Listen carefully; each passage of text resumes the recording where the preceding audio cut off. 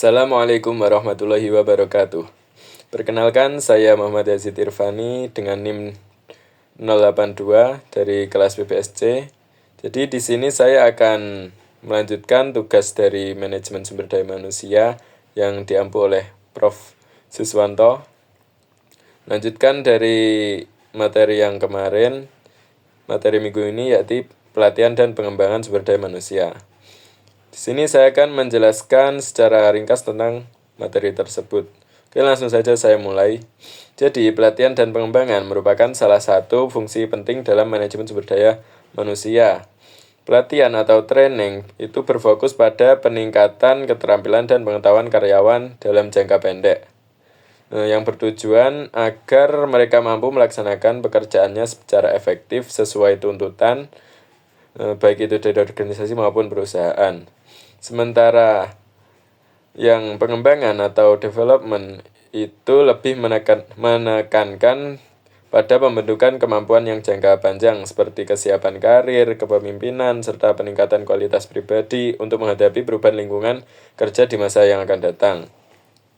Kemudian, proses pelatihan dan pengembangan diawali dengan analisis kebutuhan yang mencakup analisis organisasi, pekerjaan, dan individu.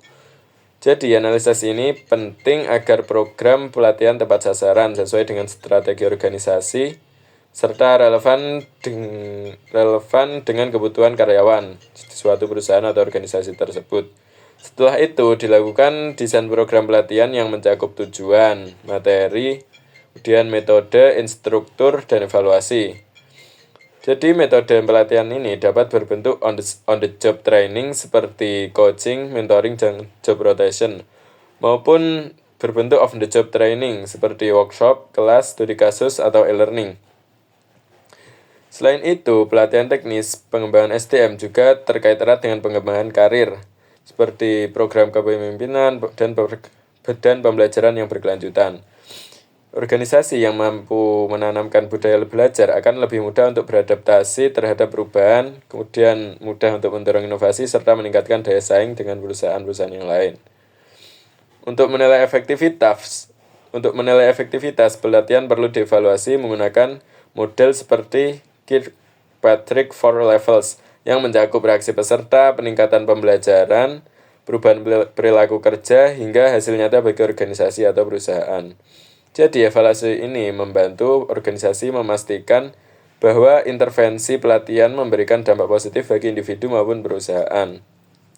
Secara keseluruhan, pelatihan dan pengembangan memberikan manfaat ganda bagi karyawan, meningkatkan keterampilan, motivasi, dan peluang karir. Sedangkan bagi organisasi, menghasilkan peningkatan kinerja, produktivitas, serta retensi SDM yang lebih baik. Di era digital saat ini, tren pelatihan juga mulai bergeser ke arah e-learning, blended learning, micro-learning, serta pengembangan soft skills, yang semuanya itu menekankan pentingnya pembelajaran berkelanjutan.